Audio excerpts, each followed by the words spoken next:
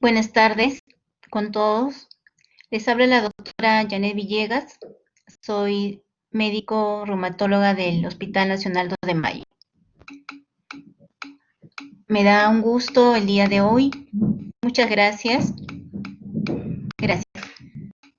El día de hoy es un día muy especial, imagino, para la comunidad universitaria de la Universidad Ricardo Palma, ya que el día de hoy es 6 de octubre, se recuerda a nuestro ilustre tradicionista don Ricardo Palma. Hoy se cumple 101 años de su deceso. Me uno como docente de la universidad al homenaje de nuestro bibliotecario mendigo. Él falleció a la edad de 86 años de edad. Bien, jóvenes, el día de hoy vamos a conversar y vamos a conocer a otra enfermedad del sistema del tejido conectivo autoinmune. Vamos a hablar sobre la esclerodermia sistémica.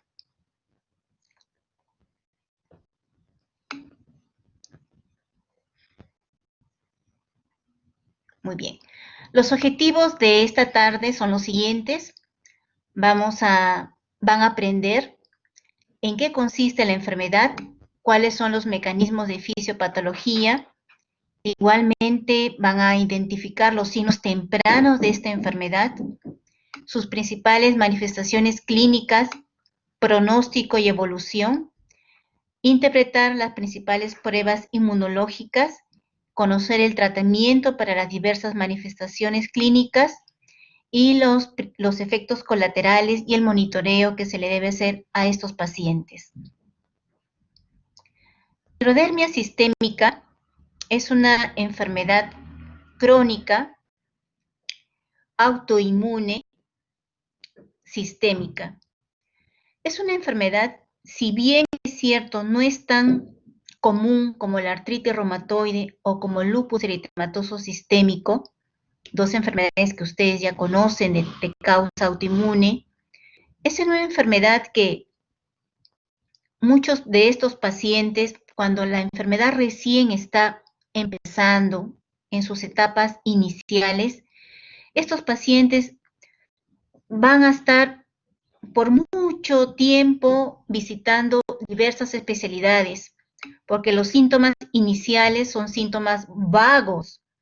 Generalmente ellos van a estar con cansancio, fatiga, dolores articulares que van y vienen, dolores musculares, baja de peso, decaimiento, astenia, ¿no?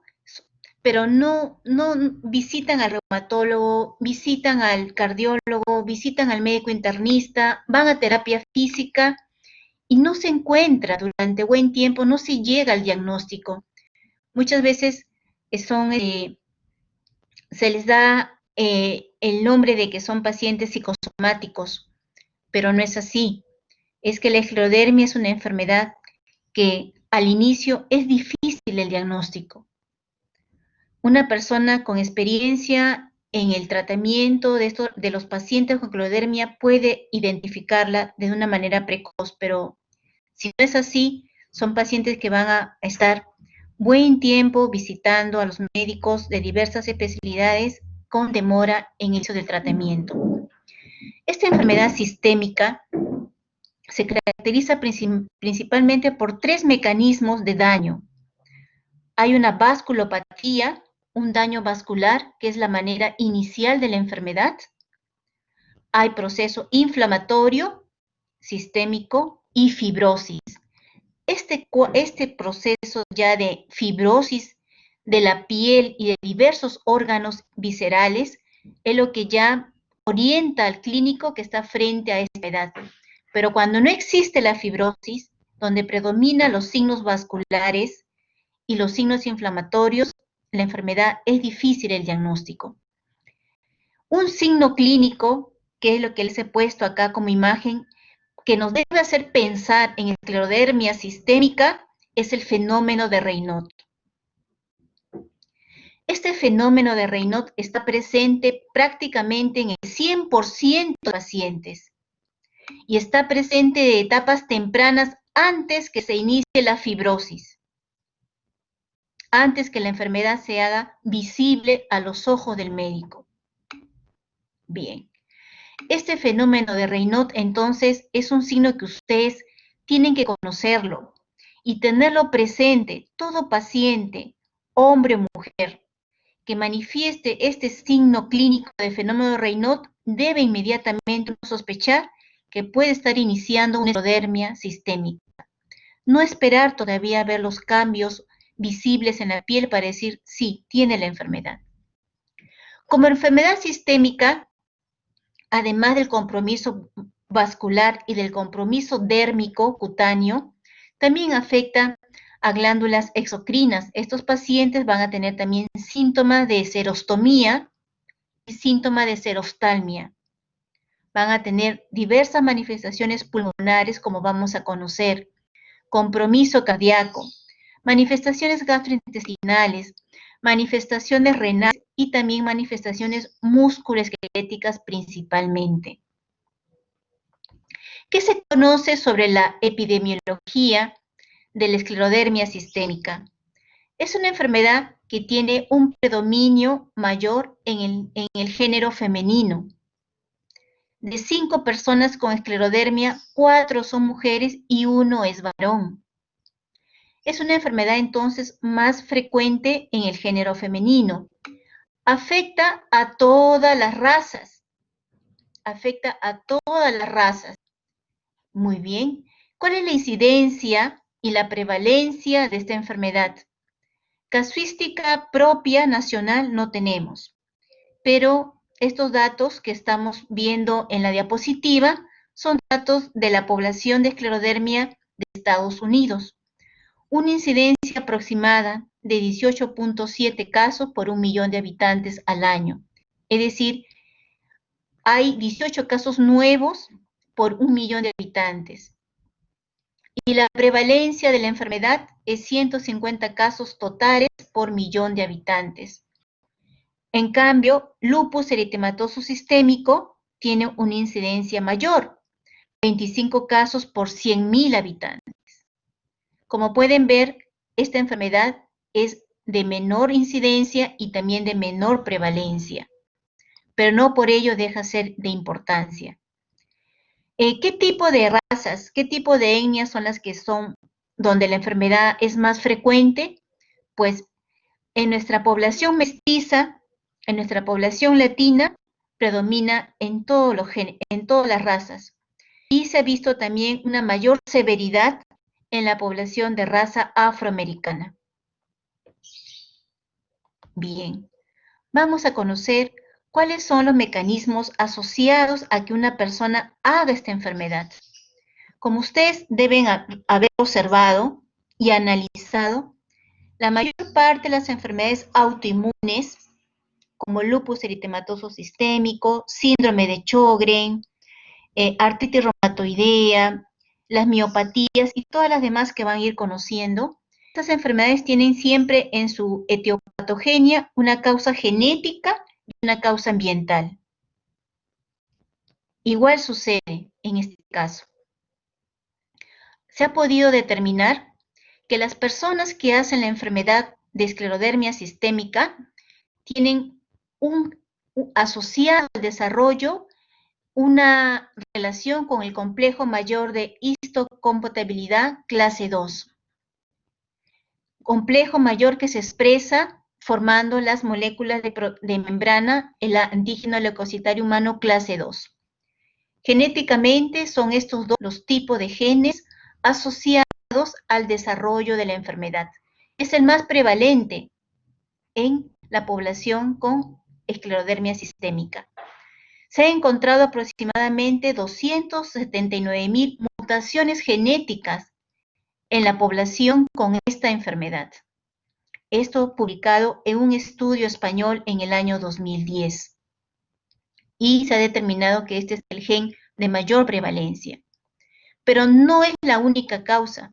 Para que esta enfermedad se desencadene, tiene que interactuar con factores ambientales o factores epigenéticos. Se ha podido determinar algunos agentes químicos como la exposición al sílice en trabajadores que se exponían a este compuesto químico desarrollaban esclerodermia. Igualmente a otros agentes químicos como el cloruro de polivinilo.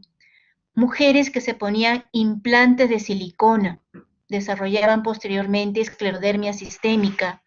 La exposición a la parafina, aceites tóxicos, a pesticidas, a metales como el aluminio, mercurio, y también se ha visto el desarrollo de una esclerodermia inducida por fármacos. Así como hay un lupus inducido por fármacos, también se ha visto una esclerodermia inducida por fármacos, principalmente fármacos como la bleomicina, carbidopa, pentazocina y algunos fármacos antineoplásicos también. También se ha encontrado en el suero de pacientes con esclerodermia, se han encontrado partículas antigénicas de citomegalovirus y de algunas bacterias. Por lo tanto, se considera que en el desarrollo de esta enfermedad existe una interacción poligenética con factores ambientales, que es lo que son los que más se ha investigado a la actualidad. Muy bien, este mecanismo de daño etiopatogénico se produce inicialmente un daño inmunológico. Ese daño inmunológico, como lo vamos a conocer, va a producir 3 cambios fisiopatológicos en el paciente. Primero es el daño vascular. Desde la etapa prefibrótica, el paciente inicia con el daño vascular y el daño vascular va a ser permanente durante toda la historia natural de la enfermedad, hasta el último día de vida del paciente. En las primeras etapas de la enfermedad predomina también la inflamación. Estos pacientes van a tener inflamación en las articulaciones, van a tener inflamación en el pulmón, inflamación en los vasos sanguíneos y así en cada uno de los órganos afectados. Y la etapa de fibrosis ya se presenta de una manera tardía.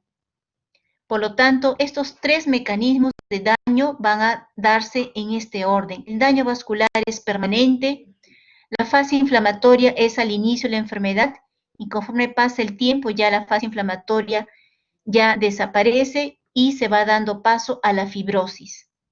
Muy bien, como enfermedad de origen inmunológico, los pacientes con esclerodermia van a presentar autoanticuerpos llamados anticuerpos antinucleares. Como les mencioné, el daño vascular se manifiesta de manera precoz con el fenómeno de Raynaud.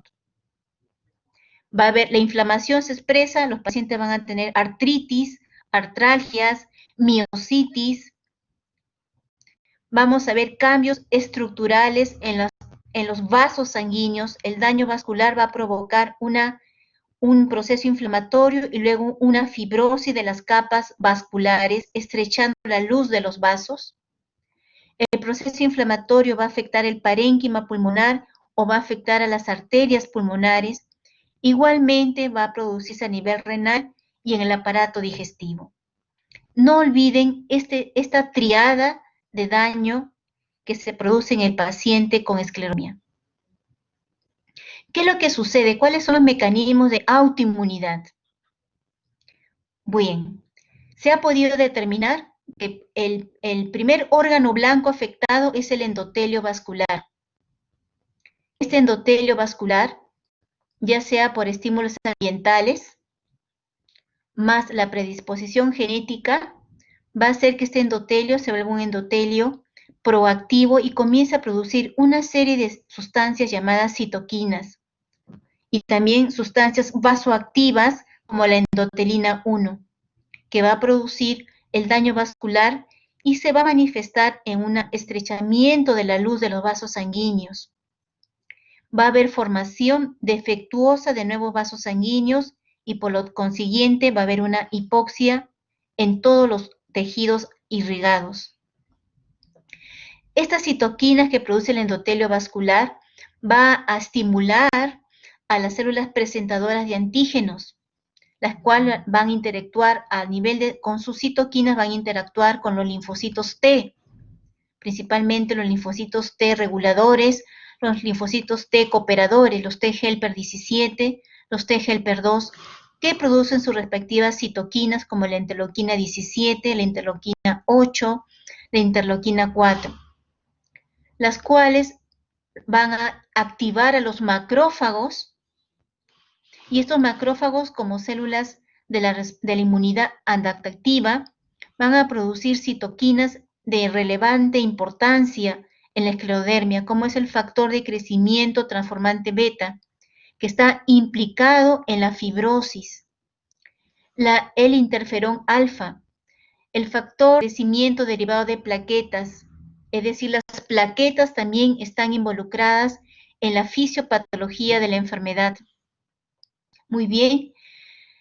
La interleuquina 6, también producida por los linfocitos T, por los fibroblastos sinoviales, la interleuquina 6 va a actuar sobre los fibroblastos que están presentes en todos los tejidos, en los fibroblastos dérmicos, en el fibroblasto del alveolo pulmonar, en el fibroblasto que vamos a encontrar a nivel renal, y este fibroblasto va a sufrir una activación, pero una activación de manera aberrante, es decir, va a haber una proliferación abundante de fibroblastos en los tejidos y va a haber una producción excesiva de colágeno y de otras proteínas en la matriz de esos tejidos. Eso es lo que va a producir la fibrosis. Va a haber entonces la interacción entre la inmunidad adaptativa, la inmunidad innata, junto con la activación del endotelio vascular, va a tener como resultado final una activación de los fibroblastos, pero de manera desorganizada, los cuales van a proliferar y producir también de manera excesiva colágeno en la matriz de los tejidos, provocando la fibrosis. Además, los linfocitos B también van a producir los autoanticuerpos que vamos a conocer. Es decir, hay una interacción vascular de fenómenos de autoinmunidad y la consecuencia es la fibrosis tisular. ¿Cuáles son las principales manifestaciones clínicas de esta enfermedad? Esclerodermia sistémica afecta la piel y según el daño, la extensión de la fibrosis, cuánto de la piel está comprometido, esclerodermia sistémica presenta 3 subtipos clínicos. ¿Cuáles son esos subtipos clínicos? Son 3, como les mencioné.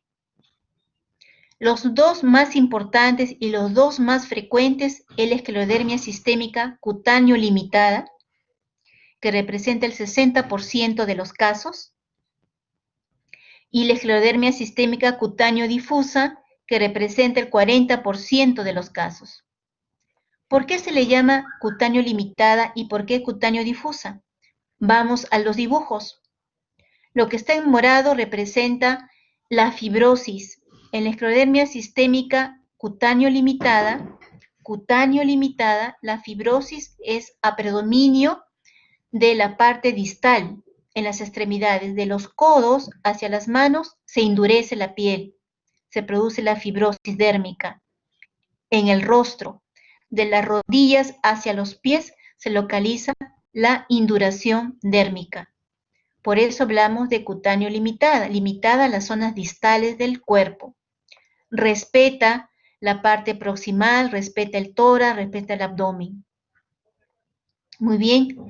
Una variante de esclerodermia sistémica cutáneo limitada es el síndrome de CREST, que son el acrónimo de calcinosis, Raynaud, esclerodactilia, disfagia y telangiectasias. El CREST es una forma de esclerosis sistémica cutáneo limitada. Muy bien. La esclerodermia sistémica cutáneo difusa, como su nombre lo dice, la fibrosis dérmica está distribuida en toda la piel de manera difusa. Toda la piel del paciente está endurecida. Muy bien. Ambos tipos de esclerodermias sistémicas pueden ir acompañadas de otra enfermedad autoinmune. Eso se llama sobreposición. Por ejemplo, podemos tener un paciente con esclerodermia sistémica cutáneo limitada más polimiositis, o esclerodermia sistémica cutáneo limitada más artritis reumatoide. Eso se llama síndrome de sobreposición, la coexistencia de dos o más enfermedades autoinmunes. Igual sucede para la esclerodermia sistémica cutáneo difusa.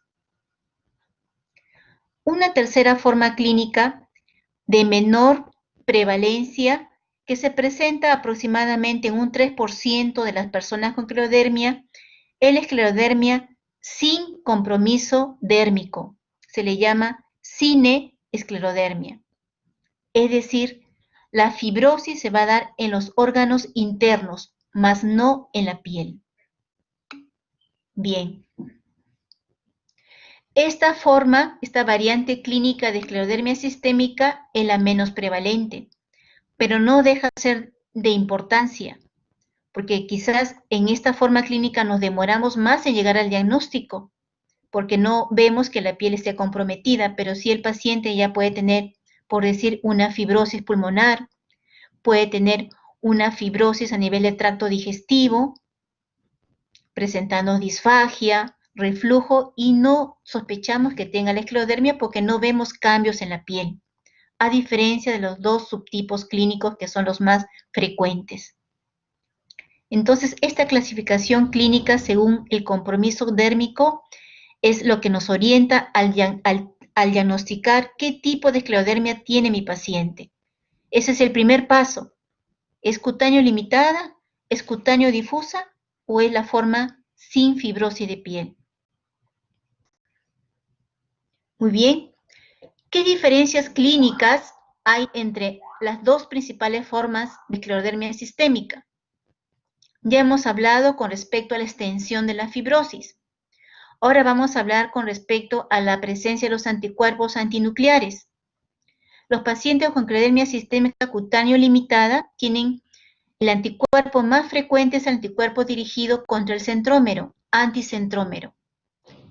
En cambio, el paciente con cutáneo difusa tiene más prevalente el anticuerpo dirigido contra la proteína topoisomerasa, o también llamada anti-SCL70. Estos dos tipos de anticuerpos antinucleares nos ayudan para diferenciar el tipo de compromiso cutáneo, limitado o difuso, y son las que se solicita al momento que uno hace el enfoque diagnóstico y el plan de trabajo de nuestro paciente. Se solicita estos anticuerpos. ¿Cómo es el curso clínico de cada una de ellas? La cutánea limitada tiene una evolución más lenta, más progresiva. Se toma años en ir avanzando la enfermedad. En cambio, la forma difusa avanza rápidamente. En 2-3 años ya el compromiso es difuso tanto de la piel como de órganos internos. En cambio, la otra demora años, 10-15 años. El fenómeno de Raynaud está presente en las dos formas clínicas, pero se ha visto que en la forma cutáneo limitada el Raynaud puede estar durante 10-15 años precediendo a la fibrosis. En cambio, en la forma difusa, el Raynaud puede coincidir con las manifestaciones clínicas ya de induración en el paciente. Otra característica también importante es con respecto al tipo de compromiso pulmonar. Los pacientes con esclerodermia sistémica hacen la enfermedad pulmonar intersticial. Esta enfermedad pulmonar intersticial, que se le conoce como fibrosis pulmonar secundaria, es más frecuente, se da en las dos, pero es más frecuente que se desarrolle en la forma difusa. Otra complicación pulmonar que se da también en la esclerodermia sistémica es la hipertensión pulmonar por cambios de engrosamiento de las paredes de la arteria pulmonar. Esta hipertensión pulmonar se da en las dos formas, pero es más prevalente, es más frecuente en la forma cutáneo limitada. Estos cuadros jóvenes nos permiten, cuando ustedes tienen un paciente con diagnóstico de esclerodermia sistémica cutáneo limitada, ustedes tienen que inmediatamente investigar las complicaciones más frecuentes en esta forma clínica, investigar si hay hipertensión pulmonar, investigar si hay enfermedad pulmonar intersticial. El compromiso renal, como vamos a conocerlo más adelante, en forma de hipertensión maligna o llamada crisis renal, es más frecuente en la forma difusa. El pronóstico en ambos es malo, sobre todo si en la forma limitada tenemos hipertensión pulmonar o necrosis digital por un fenómeno de Raynaud severo. En la forma difusa, el pronóstico adverso lo determina el compromiso pulmonar y el compromiso cardíaco. Este cuadro comparativo, jóvenes, yo les invito a que lo estudien y lo aprendan bien, porque este cuadro les permite a ustedes en la práctica poder determinar rápidamente su paciente cómo va a ser su pronóstico y hacer la investigación de las principales complicaciones, principalmente a nivel pulmonar. Vamos a conocer cuáles son las manifestaciones clínicas de nuestros pacientes. Esta es la fase característica del paciente con esclerodermia sistémica, debido a la induración, a la fibrosis de la piel, a la fibrosis de la dermis. Los pacientes con esclerodermia sistémica generalmente tienen una piel así, lustrosa, una piel con ausencia de pliegues. Se disminuye la apertura de la boca. Tienen limitación para la apertura oral, lo que se llama como microstomía. Hay cambios también en la pigmentación de la piel. Hay estos cambios, se le llama máculas en sal y pimienta. Esto es frecuente ver en nuestros pacientes.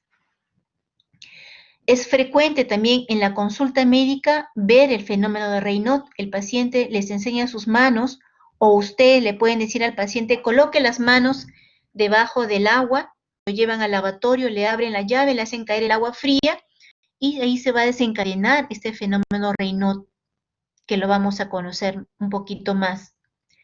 La enfermedad, cuando ya tiene muchos años de evolución, va a poner las articulaciones contracturadas, va a hacer que los dedos de las manos se doblen y ya no puedan extenderse los dedos debido a la rigidez de la piel que contrae las articulaciones.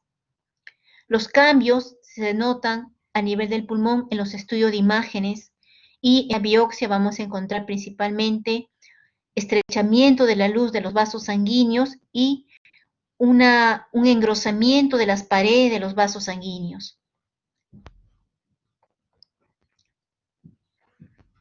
Otras manifestaciones clínicas vamos a ver, por ejemplo, las vasculopatías digitales, las lesiones ulcerativas o la necrosis que se produce por el fenómeno de Raynaud. A nivel gastrointestinal, lo más frecuente vamos a conocer es la pseudoobstrucción intestinal, la disfagia, el reflujo gastroesofágico, como vamos a ver, la presencia de telangiectasias en la mucosa gástrica, lo que se le llama el estómago en sandía. A nivel músculo-esquelético, como les he dicho, va a haber una retracción de los dedos de las manos. A los pacientes se van a ver con dificultad, con imposibilitados de extender los dedos debido a la fibrosis dérmica. Debido al constante fenómeno Raynaud, a esa isquemia que está sometida, las falanges, estos pacientes van a tener incluso resorción de las falanges. A nivel cardíaco, van a tener también fibrosis miocárdica. Estos pacientes van a tener problemas como infarto cardíaco, van a tener insuficiencia cardíaca, problemas de trastorno de conducción. En fin, es amplio el compromiso de esta enfermedad. Vamos ahorita a ubicarnos en la fase inicial, antes que empiece la fibrosis, la fase temprana. Bien, la fase temprana, jóvenes, es donde, como les mencioné, el paciente es el que hace un peregrinaje a todas las especialidades médicas y nadie le da solución a sus síntomas. En la fase temprana, el paciente va a presentar dolores articulares vagos, artralgias, migratorias, es decir, dolores articulares que van y vienen. Están presentes y luego desaparecen. Otros desarrollan artritis, como se ve acá en la imagen, es decir, hacen ya signos inflamatorios localizados en las articulaciones, y muchos de ellos son inicialmente diagnosticados como una artritis reumatoidea. Junto con estas manifestaciones articulares, no falta el fenómeno de Raynaud. ¿Y qué es el fenómeno de Raynaud? El fenómeno de Raynaud es un proceso fisiológico vascular caracterizado porque las arterias distales, las arterias capilares de las zonas distales de los dedos se cierran debido a las temperaturas bajas o también cuando hay situaciones de mucho estrés en la persona. Al cerrarse va a haber hipoperfusión, los dedos se ponen pálidos, se incrementa la cantidad de dióxido de carbono, va a haber una hipoxia y los dedos se ponen de color morado. Y después, cuando el paciente se abriga las manos, los dedos ya tornan a su color normal. Este fenómeno de Raynaud suele ser bilateral, a predominio de manos.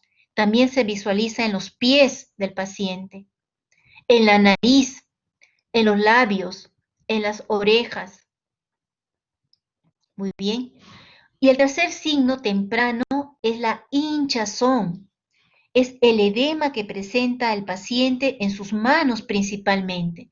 Esta enfermedad hay que mirar la mano. Por eso cuando el paciente me viene a la consulta médica, lo primero que hago es observarle los dedos, detenidamente la mano. Van a tener un edema, pero no es un edema blando, es un edema un poco duro, que me indica que hay un proceso inflamatorio en la piel, en la dermis, en los tejidos blandos de la piel. Es lo que se le llama los dedos en salchicha o puffy fingers en la literatura inglesa. Esto es característico. Muchos pacientes son diagnosticados de esclerodermia en esta fase temprana, y son de mejor pronóstico porque evitamos que la enfermedad afecte los órganos internos. Es por eso que son llamados los signos de alarma. El fenómeno de Raynaud, las manos hinchadas, las manos tumefactas y las artralgias o artritis migratorias.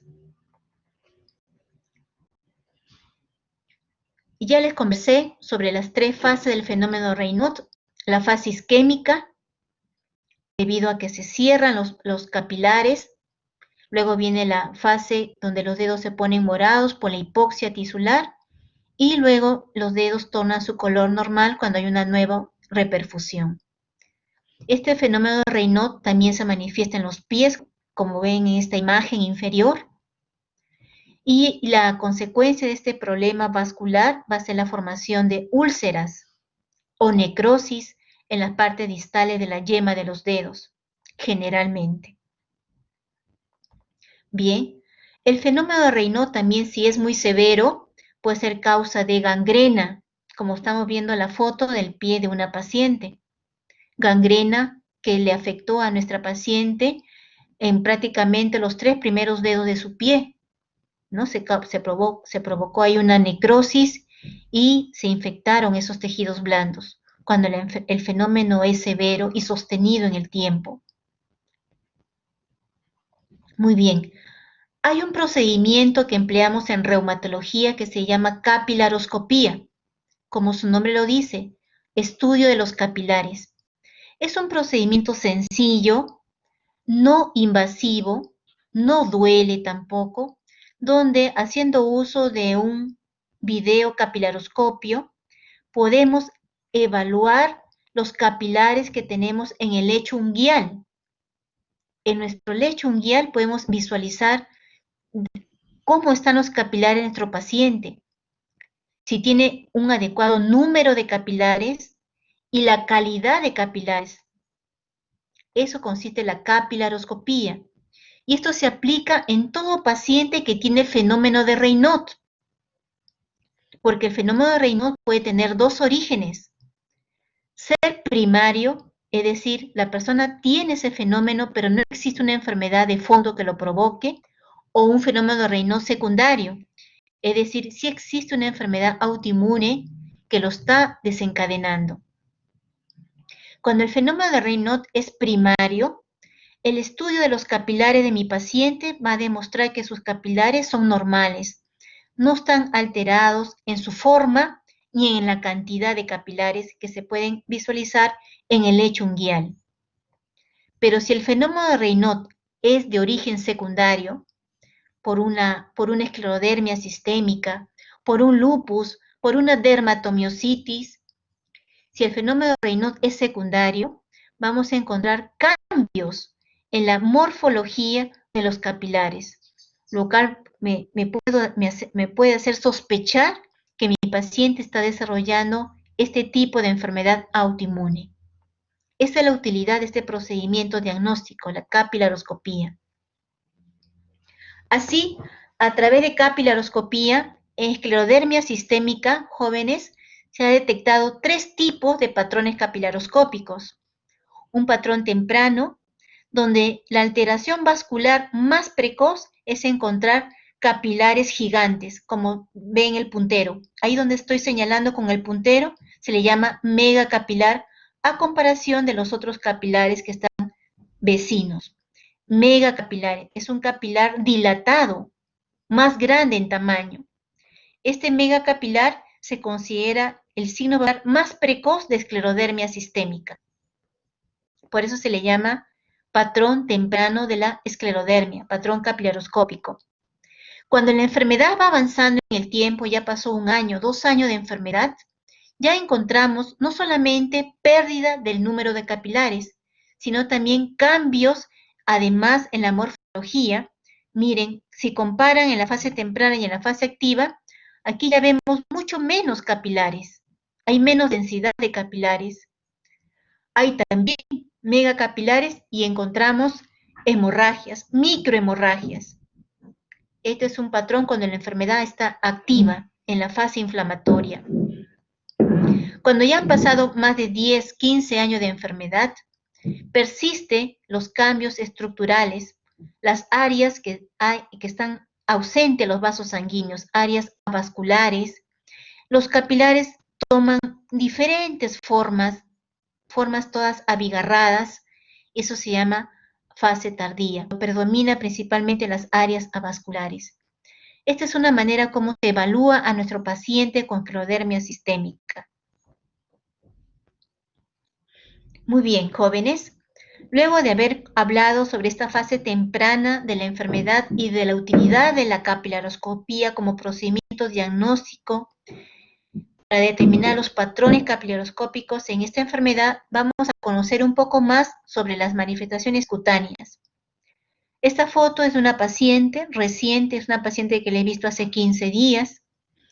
Es una paciente de 42 años que vive en Cerro de Pasco y consultó por un tiempo de enfermedad de 7 años. Le pregunto cómo empezó su enfermedad. Empezó hace 7 años presentando fenómeno de Raynaud. Ella es campesina y notó que cuando mojaba sus manos en su trabajo agrícola, las manos se le ponían blancas como papel. Esa fue la palabra de la paciente. Se ponían como papel y luego se ponían moradas, azules sus dedos. Eso no le estaba pasando, no entendía qué es lo que sucedía. Luego la misma paciente comenzó a relatar, se notó que las manos se le ponían un poco duras, hinchadas las manos. También observó hinchazón en su cara. Ella pensó que estaba mal de los riñones. Eso es lo más usual que piense el paciente. Estoy mal de los riñones, cuando se le hinchan los pies, las manos o la cara. Pasó el tiempo y la paciente observe los cambios que ya hay en su mano, ¿no? Ya se ve cambios de fibrosis cutánea en sus manos. Ella consulta y consultó por presentar estos cambios, porque ya no le estaba ayudando a poder hacer sus labores agrícolas. Sentía las manos rígidas, duras y no las podía cerrar los dedos. Muy bien. Estas manifestaciones cutáneas de los pacientes va a pasar por 3 fases. Una fase edematosa, que es la fase temprana o precoz, Miren, esta también corresponde a la foto de una paciente que tuvimos el año pasado. Observen la mano, diferente a la fase ya más avanzada, donde la piel está endurecida, o en la fase atrófica, donde ya la piel más bien se pone tan delgada como si fuese una telita de cebolla, o ya está la secuela irreversible de los dedos contracturados. Observen acá este paciente en la esclerodermia sistémica cutáneo difusa, porque hay compromiso proximal en los muslos, la piel lustrosa, está edematizada. En la fase indurativa, los pacientes suelen hacer, debido a los cambios tróficos de la piel, los pacientes suelen hacer heridas en la superficie de las articulaciones de los dedos, hacen heridas. En la piel de los pies hacen heridas, porque también se afecta todos los dedos de los pies. Hay caída de los anexos de los dientes en estos pacientes. Más se agrava si es que también les acompaña el síndrome de Sjögren secundariamente. Van a tener también caída de las piezas dentales. Entonces, estas fases se dan en la historia natural del compromiso dérmico. Ya hemos visto, esto se llama las manchas en sal y pimienta, las lesiones isquémicas en las superficies digitales. Otro signo clínico cutáneo bastante frecuente son las telangiectasias, visibles en el rostro, en los labios, en el dorso de la nariz, en el cuello. Y otra lesión también que se suele encontrar en el examen clínico es la denominada calcinosis. Calcinosis significa depósito de sales de hidroxiapatita en los tejidos blandos. En este caso se puede ver en la yema de los dedos de esta paciente con esclerodermia sistémica. Todas estas son las manifestaciones cutáneas que hemos visto, los cambios de pigmentación, las telangiectasias, la calcinosis, las lesiones isquémicas que se ven en la piel, las úlceras que se pueden formar.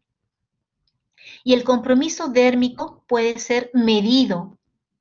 Si yo quiero que mi paciente tiene una fibrosis cutánea leve, moderada o severa, hay un score llamado score de Rodnan modificado, que eso lo aplicamos con nuestro paciente en el consultorio y tenemos que evaluar 17 áreas de la piel: cara, tórax, abdomen, ambos muslos, ambas piernas, ambos pies, ambos brazos, ambos antebrazos, ambos manos, dedo de las manos, valorando cómo está el engrosamiento de la piel. Eso se llama el score de Rodnan y se aplica también para el monitoreo y respuesta al tratamiento farmacológico para ver si hay recuperación de la fibrosis dérmica.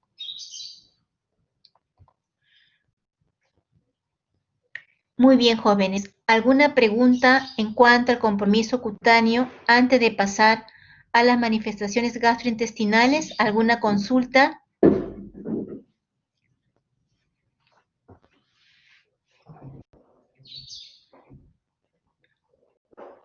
¿Alguna pregunta? Doctora, disculpe, ¿podría presentar también la paciente fotosensible? Fotosensibilidad. La fotosensibilidad no es un signo frecuente en nuestro paciente con esclerodermia. Ellos no tienen fotosensibilidad, a diferencia del lupus. Pero tu pregunta me ha hecho recordar algo importante. La piel de estos pacientes es una piel seca, es una piel que le produce bastante escozor, tienen prurito los pacientes. Es más, por ello también nos preguntan, ¿qué hacemos con tanta picazón? Les pica, se les forman heridas en los pliegues. Ese es un hallazgo, y hay bastante caída del cabello, porque también va a haber caída de las cejas. Las cejas se caen, hay caída del cabello, hay compromiso de la piel de los párpados en los ojos, va a haber caída también de las pestañas, dificultad para poder aperturar los ojos por la fibrosis palpebral. Todos esos cambios también se dan a nivel facial y en los anexos. Muy bien, ¿alguna otra pregunta?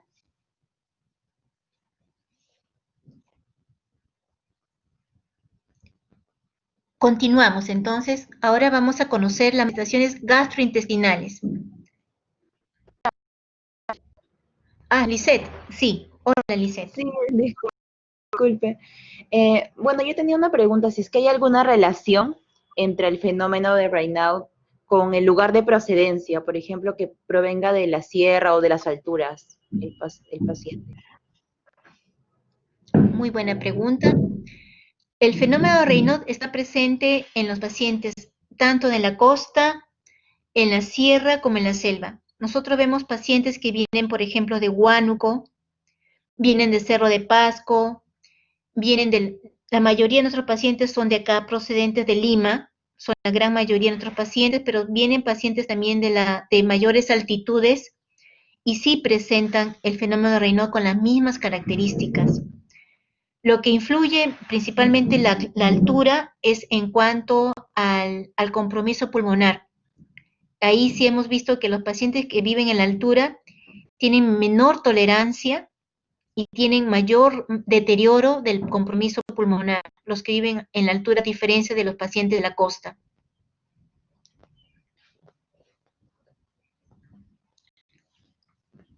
Bien, vamos a continuar entonces con las manifestaciones gastrointestinales. Como les mencioné, la fibrosis se localiza en todo el tubo digestivo, desde la boca hasta el ano. Muy bien. Va a ver si hay una fibrosis en el músculo liso del tubo digestivo. Entonces, ¿cómo se va a manifestar esa fibrosis? Va a disminuir el movimiento peristáltico de todo el tubo digestivo.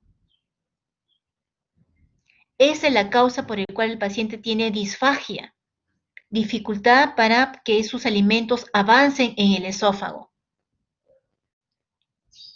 Los pacientes van a tener también hipotonía por compromiso de los esfínteres esofágicos. También va a haber una hipotonía del esfínter esofágico inferior y ellos van a tener frecuentemente reflujo gastroesofágico.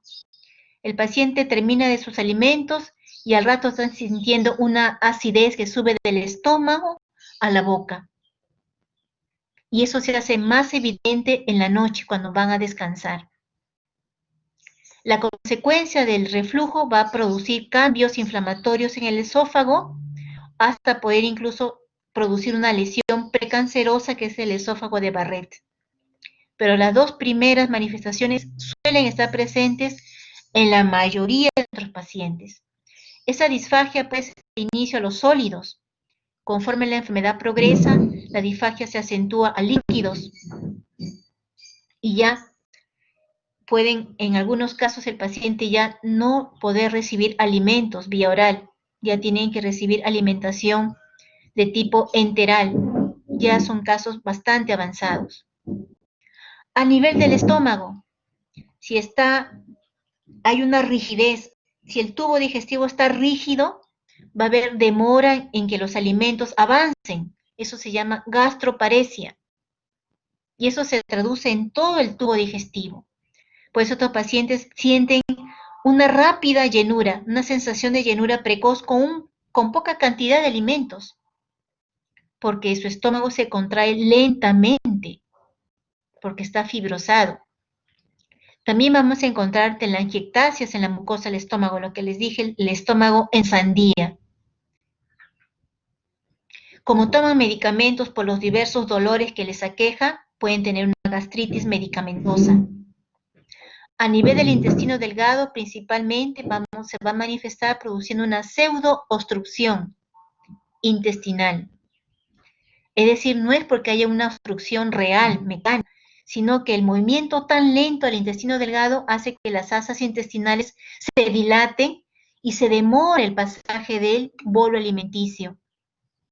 Ellos hacen una pseudo y pueden llegar a emergencia y llegan a emergencia con un estómago distendido, doloroso, y el paciente muy quejumbroso porque no ha podido tolerar alimentos, está vomitando, no elimina flatos, inmediatamente sospechamos una pseudo-obstrucción intestinal si el paciente tiene esclerodermia sistémica. Este es un cuadro agudo, es una emergencia médica. Igualmente, debido a este proceso lento de la peristalsis, también van a proliferar las bacterias que normalmente tenemos en nuestro tubo digestivo. Ese sobrecrecimiento bacteriano se va a manifestar provocando diarreas al paciente con esclerodermia sistémica. Ellos padecen de diarreas por este problema bacteriano. Otras complicaciones más tenemos la neumatosis intestinal, que significa presencia de aire en la pared intestinal, o el síndrome de mala absorción. Obvio, si no hay una adecuada peristalsis, no va a haber una adecuada absorción, se atrofian las vellosidades intestinales. Ellos van a tener problemas de anemia, deficiencia de ácido fólico, deficiencia de hierro, deficiencia de vitamina B12. A nivel del tubo, a nivel del intestino grueso hasta el recto, los pacientes van a tener estreñimiento debido a la pared intestinal o también incontinencia de los esfínteres anales. Como ven, el compromiso, después de la piel, el compromiso gastrointestinal que queda en segundo lugar. A nivel pulmonar, esto es importante y bastante relevante porque es lo que generalmente el paciente viene a la consulta. Un síntoma que nos hace sospechar de que el paciente tiene compromiso pulmonar es la disnea. La disnea es sensación que te está faltando el aire. Esa disnea puede tener diversas causas, como saben bien ustedes. La disnea puede tener una causa, un origen pulmonar, una enfermedad pulmonar, una enfermedad cardíaca, una miopatía que esté provocando una debilidad de los músculos respiratorios o un compromiso del músculo diafragma. Una anemia severa también les puede causar disnea. Pero en el paciente con esclerodermia, la disnea, inmediatamente sospechamos dos orígenes, o pulmonar o cardíaco. Muy bien. ¿Cuáles son las formas clínicas o el espectro del compromiso pulmonar? Las dos principales manifestaciones clínicas es la enfermedad pulmonar intersticial, o también se le conoce como fibrosis intersticial, y la hipertensión arterial pulmonar. Existen otras que son menos frecuentes, como la enfermedad veno-oclusiva pulmonar o el embolismo pulmonar. Pero sobre estas dos vamos a conversar en este cuadro. ¿Cuál de las dos esclerodermias, la cutáneo difusa o la cutáneo limitada, tiene más riesgo de hacer la enfermedad pulmonar intersticial? Es la esclerodermia sistémica cutáneo difusa. Tener este tipo de compromiso difuso pone al paciente en riesgo de que haga esta complicación pulmonar. El 90% de los pacientes con esclerodermia sistémica cutáneo difusa hacen enfermedad pulmonar intersticial. El segundo factor asociado al desarrollo de esta complicación es tener el anticuerpo anti-SCL70 positivo. Entonces, la forma clínica y el anticuerpo son dos factores de riesgo para fibrosis intersticial. La fibrosis intersticial se manifiesta por disnea, es una disnea progresiva. Muchas veces el paciente no te sabe explicar, si es que nosotros no sabemos interrogarle. El paciente puede interpretar la disnea como si se siente cansado o como que se sintiera fatigado, pero uno le tiene que preguntar, cuando usted camina en terreno plano, sale de su casa, hace sus compras, va a la tienda, ha caminado 1 cuadra, 2 cuadras, siente que le está faltando el aire, tiene que parar para volver a respirar, o cuando sube escaleras, siente que le está faltando el aire, sube 1, 2, 3 gradas, le comienza a faltar el aire. Esa sensación de disnea está acompañada de tos, porque el paciente no sabe qué es disnea. Él te puede decir, me siento más cansado, me siento más fatigado, y uno tiene que tener un interrogatorio dirigido a buscar este compromiso pulmonar. Muy bien, Al examen físico vamos a encontrar generalmente estos estertores crujidos en los campos pulmonares o llamados también velcros.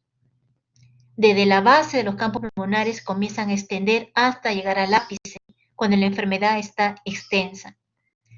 ¿Cómo podemos valorar la enfermedad, la fibrosis intersticial? Existen pruebas de despistaje de la fibrosis intersticial. Son las pruebas de función pulmonar y la tomografía de alta resolución. Las pruebas de función pulmonar, como son la capacidad pulmonar total o la capacidad vital forzada, estas dos pruebas miden el volumen de aire que el paciente inhala y exhala. Cuando existe una fibrosis intersticial, el volumen está restringido, está disminuido. Otra prueba de función pulmonar importante es llamada el DELCO, o capacidad de difusión del monóxido de carbono. Es una prueba que mide el intercambio gaseoso, es decir, el intercambio entre el oxígeno y el dióxido de carbono. Cuando existe una fibrosis intersticial, por lo tanto, va a estar disminuido el intercambio de oxígeno. También es medible este compromiso del intercambio gaseoso con la prueba del DELCO. Cualquiera de estas tres pruebas que se hacen al paciente, cuando son valores menores del 80%, ya nos hablan que hay un compromiso de fibrosis intersticial.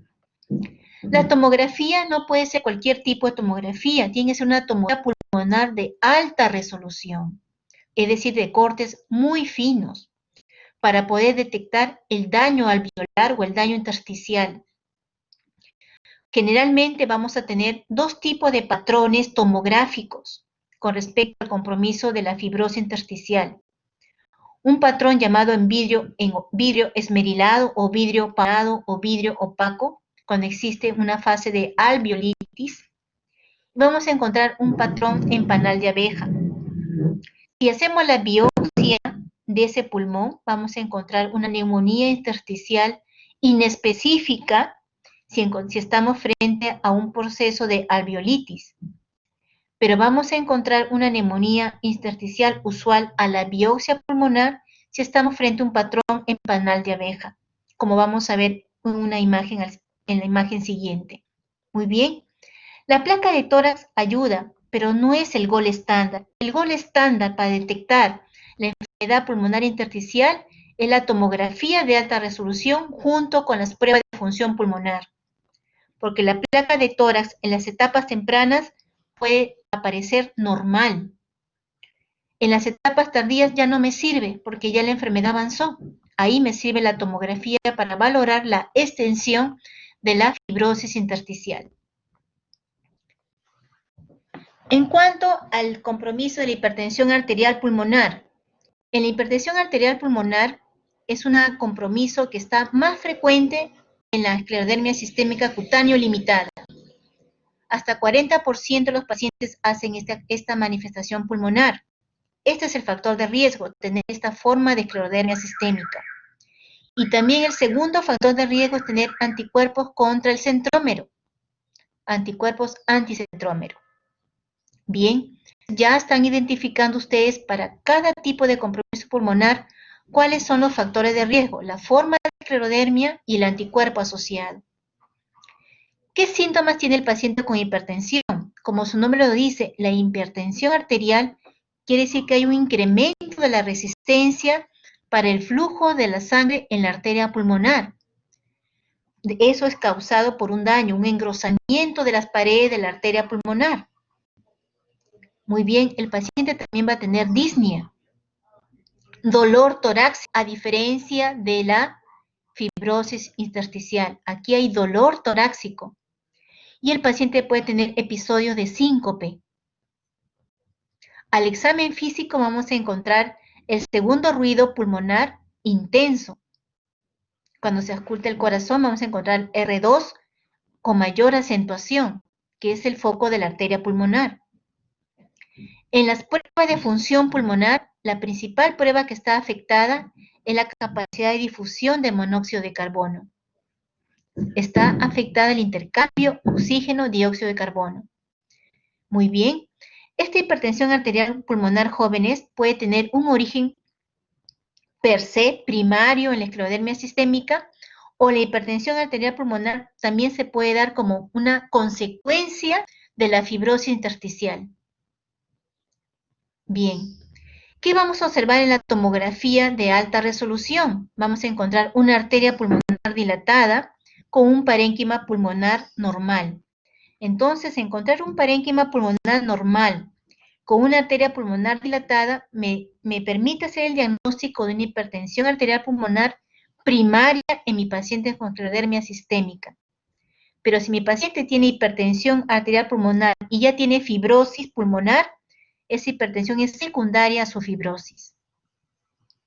En la placa de tórax lo que más destaca es la cardiomegalia. Acá sí, un examen bastante importante para poder determinar y hallar si existe hipertensión es realizar un ecocardiograma transesofágico. Ahí el cardiólogo va a medir la presión en la arteria pulmonar y va a detectar si ya hay cambios, elevación de esta presión. Un examen bastante importante y prácticamente es el gold estándar para realizar el diagnóstico precoz de la hipertensión pulmonar es el cateterismo cardíaco derecho. Este cateterismo cardíaco derecho es un procedimiento cruento, ¿no? Tiene sus riesgos. Y generalmente no lo hacemos de manera continua en los pacientes, ¿no? Pero está indicado como el gold estándar. De manera indirecta empleamos el ecocardiograma y la tomografía de alta resolución, que nos permite hallar los cambios en la morfología de la arteria pulmonar y, por supuesto, la prueba de función pulmonar. Como ven, vamos sumando datos. Los datos de la prueba de función pulmonar, los datos tomográficos y los datos de ecocardiograma me permiten definir el diagnóstico de hipertensión arterial pulmonar y evitar hacer un cateterismo cardíaco.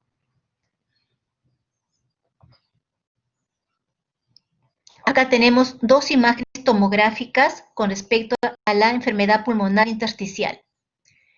En este patrón tomográfico estamos viendo un patrón de, si este es el parénquima pulmonar normal, aquí estamos viendo como si fuese un vidrio delustrado, ¿no? Un vidrio opaco, se ve así medio turbio el parénquima pulmonar, si queremos entenderlo con palabras sencillas.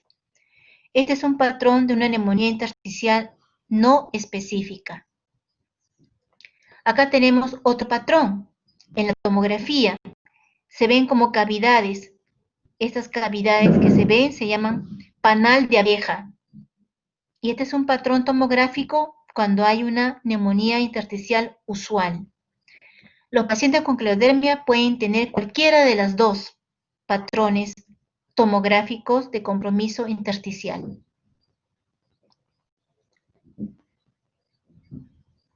Acá, jóvenes, estamos viendo el servicio de neumología del hospital realiza las pruebas de función pulmonar, siempre en coordinación con la doctora Mónica, la que realiza las pruebas de función respiratoria en el Hospital Lo de Mayo. Todos nuestros pacientes con esclerodermia sistémica, todos pasan una evaluación basal de sus pruebas respiratorias. La espirometría para evaluar su capacidad vital forzada, es decir, si hay restricción en los volúmenes respiratorios, y también evaluamos la capacidad de difusión del monóxido de carbono, ¿no? Para ver si hay interferencia en el intercambio gaseoso. Si esta es una placa de tórax de un pulmón sano, es como se ve cuando ya existe una fibrosis pulmonar. Si esta es una tomografía de un pulmón sano, es como se visualiza cuando ya hay una fibrosis pulmonar.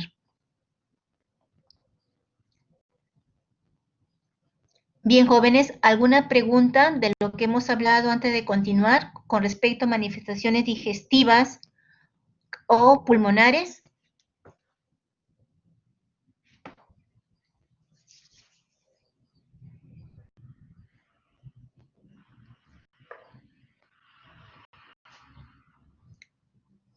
Si no hay preguntas, continuamos. En cuanto a las manifestaciones cardíacas, esclerodermia afecta cualquiera de las capas del corazón. pericardio, miocardio, el sistema de conducción, válvulas. Vamos a encontrar de una fibrosis pericárdica hasta derrame pericárdico. A nivel del miocardio va a haber fibrosis, llamada fibrosis en parche, que puede a la larga provocar una insuficiencia cardíaca. Trastorno de conducción, arritmias, también daño valvular y también disfunciones del ventrículo izquierdo en diástole. La manera de poder detectar estas complicaciones cardíacas es a través de la ecocardiograma o a través de una resonancia magnética cardíaca. Jóvenes, hay algo importante que ustedes deben conocer. El compromiso pulmonar como el compromiso cardíaco son las dos primeras causas de mortalidad de nuestros pacientes con esclerodermia sistémica. El compromiso cardiopulmonar a la cabeza en frecuencia son las primeras causas de mortalidad, seguida de las infecciones que tienen nuestros pacientes debido al tratamiento inmunosupresor. Manifestaciones renales. Principalmente las manifestaciones renales son dos: la crisis renal hipertensiva y la crisis renal normotensiva. Como pueden ver, la más frecuente es la primera. En la crisis renal hipertensiva vamos a encontrar de manera evidente que hay una hipertensión arterial en rangos de 150 sobre 90 a más. Pero esta hipertensión no es una hipertensión crónica, es un cuadro que se presenta de manera aguda. Repentinamente al paciente se le incrementa la hipertensión en valores tan altos que le va a provocar al paciente una insuficiencia renal aguda. Esta es una emergencia médica. El paciente llega a emergencia con signos de insuficiencia renal aguda, con oliguria, con anuria, con cefalea. Puede llegar convulsionando el paciente con esclerodermia debido a su crisis renal hipertensiva.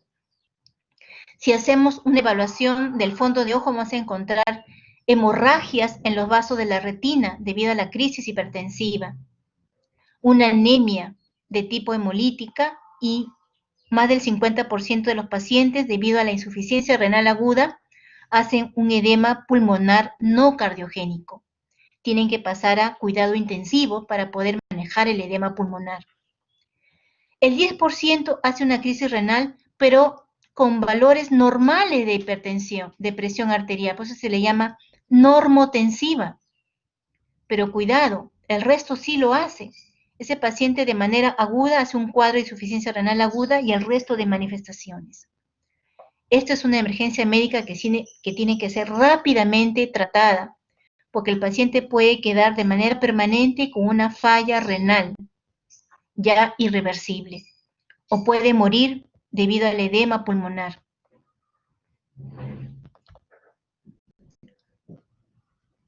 Muy bien, ¿cuáles son los factores que desencadenan una crisis renal? O sea, ¿qué pacientes tienen riesgo de hacer crisis renal? Los que tienen la esclerodermia difusa, igual también como los pacientes que tienen la esclerodermia sistémica sin compromiso dérmico, o sea, la esclerodermia cine esclerodermia, también tienen riesgo de hacer crisis renal. Aquellos pacientes que la fibrosis dérmica progresa rápidamente, en menos de 3 años tiene un score de Ronan elevado, ¿no? Les dije que el score de Ronan es una manera de medir la fibrosis dérmica, ese score progresa rápidamente. Una enfermedad de poco tiempo de evolución, menos de 4 años. También se asocia la crisis renal a los anticuerpos dirigidos contra la ARN polimerasa subtipo 3. Entonces vemos que la forma difusa, un tiempo corto de enfermedad, una progresión rápida de la fibrosis dérmica y el tipo de anticuerpo son factores de riesgo principalmente para desencadenar esta emergencia médica. Y acá hay algo importante que me detengo, es los corticoides. Los pacientes con esclerodermia tienen que ser manejados muy prudente con el uso de los corticoides. Los corticoides pueden también ser un desencadenante de esta crisis hipertensiva, sobre todo cuando se emplean dosis altas de corticoides. En nuestros pacientes con esclerodermia sistémica no solemos emplear corticoides, salvo en situaciones muy especiales, sobre todo si existe, por ejemplo, una alveolitis pulmonar o una artritis que no mejora. Artritis, inflamación de las articulaciones. Pero empleamos dosis bajas, menores de 15 miligramos de prednisona y a corto tiempo. Por lo tanto, hay que tener mucha cautela con el uso de este tipo de fármacos por el riesgo de una crisis hipertensiva. Muy bien, acá podemos visualizar los principales cambios histológicos que produce la esclerodermia a nivel renal. No provoca una glomerulonefritis, a diferencia del lupus. El problema está principalmente en las arterias prerrenales, las arterias arcuatas. Miren cómo está engrosada la pared de estas arterias prerrenales. Las arterias interlobulares, también se fibrosa el mesangio también. Hay un engrosamiento de la matriz mesangial. Esos son los hallazgos histopatológicos cuando se les ha sometido a estos pacientes que hacen crisis renal hipertensiva. Un engrosamiento de la capa íntima, de la media, de la adventicia, del intersticio y de los túbulos. Son cambios estructurales vasculares. Bien, en cuanto al compromiso músculo-esquelético, alrededor de un 12 a 65% de los pacientes tienen manifestaciones musculares o articulares. La más frecuente es la artralgias. El 52% aproximadamente hacen artralgias, dolores articulares migratorios. En segundo lugar, tenemos los compromisos de las tenosinovitis, inflamación de los tendones, de las tenosinovias, tenosinovitis de las manos. Ellos hacen el síndrome de túnel del carpo, por tenosinovitis los flexores profundos de la mano, ¿no?, que están alojados en el canal del carpo. Tenosinovitis del hombro, tienen hombro rígido, dolor en las articulaciones de los hombros. En tercer lugar, tenemos la artritis. Las artritis afectan articulaciones pequeñas, principalmente articulaciones de las manos. Y puede tener un compromiso también simétrico. Por eso hay que hacer diagnóstico diferencial con artritis reumatoidea en cuanto al compromiso de artritis. Un 5% de los pacientes pueden tener miositis, compromiso inflamatorio muscular, pero usualmente esa miositis va asociado a un síndrome de sobreposición, esclerodermia sistémica con polimiositis o esclerodermia sistémica con dermatomiositis. Generalmente esa miositis no es que sea propiamente de la enfermedad, sino porque hay una sobreposición. ¿Con qué patologías debemos hacer el diagnóstico diferencial de esclerodermia sistémica? Como les iba mencionando, con enfermedades que pueden iniciar con manifestaciones musculoesqueléticas similares, lupus eritematoso, miopatías inflamatorias, artritis reumatoidea. Con enfermedades que solo provocan fibrosis visceral, como es la fibrosis pulmonar idiopática, la hipertensión pulmonar idiopática o la cirrosis biliar primaria. Un 5% de los pacientes con esclerodermia sistémica hacen cirrosis biliar primaria, es decir, hacen una sobreposición con esta enfermedad autoinmune de las vías biliares. También hay que hacer diagnóstico diferencial con otros cuadros clínicos, con otras enfermedades que pueden dar fibrosis cutánea, pero no daño visceral. Los pacientes diabéticos pueden tener una fibrosis dérmica, eso es lo que se conoce como esclerosis diabética, pero es por la diabetes. O podemos tener una fibrosis dérmica como manifestación de un cáncer. Eso se conoce como síndrome paraneoplásico. O tener una esclerodermia localizada, es decir, es esclerodermia solo de la piel, sin afectación visceral, lo que se conoce como morfea generalizada. Estas son las principales entidades por las cuales debemos tener presente en el diagnóstico diferencial. Y no olviden principalmente estas tres enfermedades en el diagnóstico diferencial o en la sobreposición. ¿Cómo hacemos el diagnóstico y qué pruebas de laboratorio son importantes? Muy bien, acá tenemos los criterios de clasificación de la esclerodermia sistémica del año 1980. En esos criterios de clasificación principalmente, como pueden ustedes ver en la diapositiva, se definía cuando había una esclerodermia ya a nivel de la mano, una fibrosis dérmica proximal a las metacarpofalángicas, ya había fibrosis de la piel de la mano, de los dedos, había presencia de lesiones en los pulpejos de los dedos y había fibrosis pulmonar. Si ustedes se dan cuenta, aquí ya estamos hablando de una enfermedad establecida, o sea, una enfermedad que ya avanzó mucho tiempo. Aquí no hay ningún signo de una enfermedad temprana. No está el fenómeno Raynaud, no está la capilaroscopía, no está la hipertensión pulmonar, no está el edema de manos. Acá es para diagnosticar una enfermedad avanzada. Esta era la limitación que tenían estos criterios de los años 80. Quedaban excluidos los pacientes de la fase temprana. Ahora tenemos nuevos criterios de clasificación, dados en el año 2013 por el Colegio Americano de Reumatología y la Liga Europea de Reumatología. Y lo importante de estos criterios jóvenes es que, además de considerar la fibrosis de la piel, también está ya incluyendo signos tempranos, por ejemplo, las manos en salchicha o los dedos en salchicha, dedos hinchados. También considera el fenómeno de Raynaud y también están incluidos los anticuerpos relacionados a esclerodermia, como son los anticuerpos anticentrómeros, los anticuerpos anti-SL70 o los anticuerpos anti-RNA polimerasa 3. Los tres hacemos dosaje en el laboratorio del hospital. Muy bien, todos ellos sumando da un score de 9 a más. Un score de 9 a más nos permite clasificar a una persona como esclerodermia sistémica. Y ustedes ya han aprendido hoy día que pueden esta esclerodermia sistémica por la extensión de la fibrosis definir si es una esclerodermia sistémica cutáneo difusa o cutáneo limitada.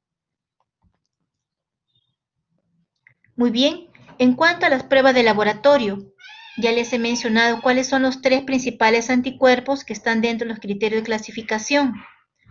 La antitopoisomerasa, o también llamada anti-SL70, se asocia a la forma difusa y se asocia a la enfermedad pulmonar intersticial.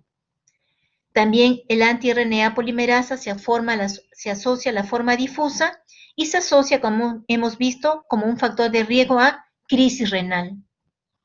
Otro anticuerpo importante, el anticentrómero, se asocia a la forma limitada y se asocia a la hipertensión arterial pulmonar y a un fenómeno Raynaud severo.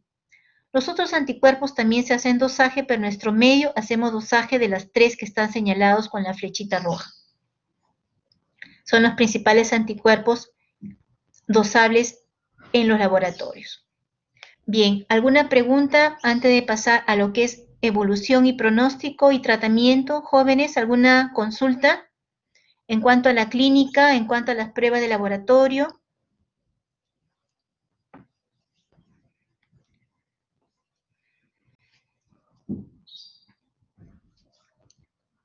¿Está todo claro?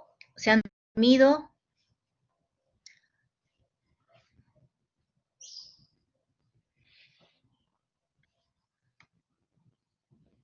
¿No hay preguntas?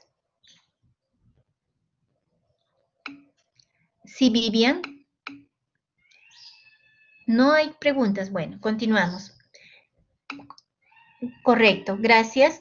¿Cómo es la evolución de estos pacientes? ¿Cómo creen ustedes que será la evolución de estos pacientes? ¿Alguien quiere opinar?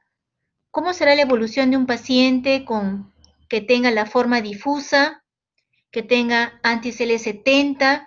A ver, ¿quién quiere participar?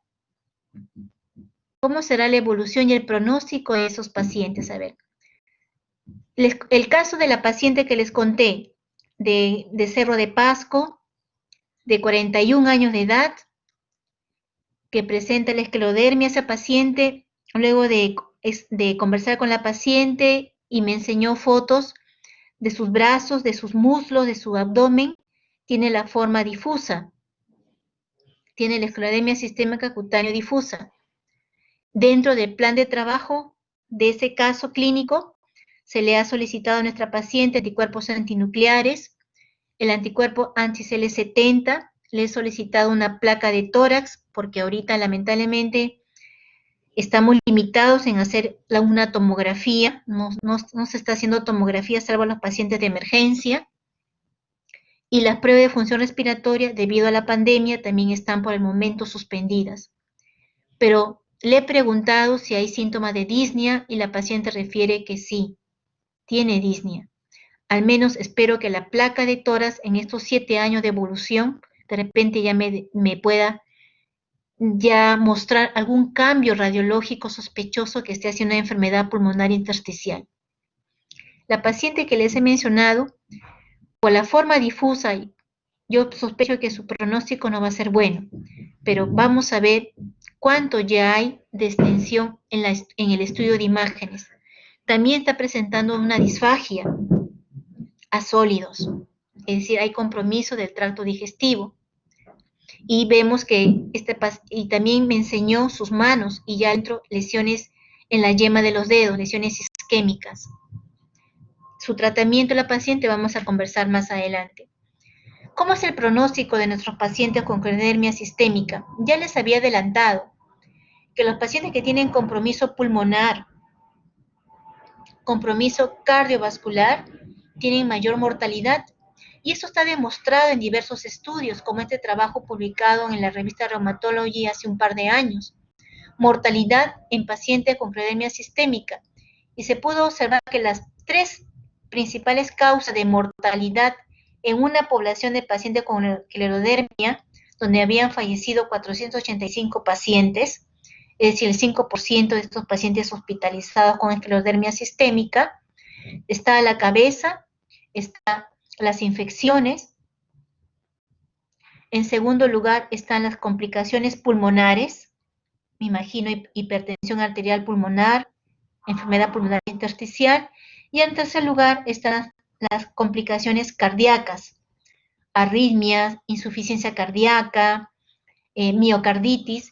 Si damos las complicaciones cardíacas con las pulmonares, son más del 35% de mortalidad asociado a estas manifestaciones. Y en tercer lugar, las infecciones.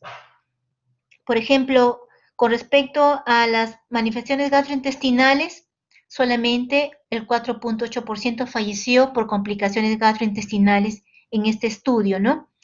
Con respecto a otras manifestaciones renales, a ver, por ejemplo, no está en este cuadrito renales, pero debe estar en otros, posiblemente complicaciones renales. También hay complicaciones endocrinas. Los pacientes con clostridermia sistémica suelen hacer hipotiroidismo. No sé exactamente el mecanismo, se está investigando, pero suelen tener hipotiroidismo. Y también ellos suelen asociarse a un cáncer, suelen desarrollar cáncer pulmonar a lo largo del tiempo. También ellos tienen ese riesgo de hacer estas neoplasias de tipo pulmonar.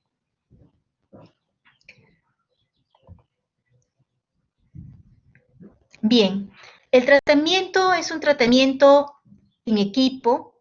Esto no es competencia solamente del reumatólogo, es un trabajo donde trabajamos en equipo con el nefrólogo, con el neumólogo, con el cardiólogo, con el gastroenterólogo, con el dermatólogo, con los oftalmólogos, con el odontólogo, con la psicóloga, con la psiquiatra, con los terapistas físicos. O sea, todas las especialidades tienen que entrar a tallar aquí en un enfoque integral de nuestro paciente.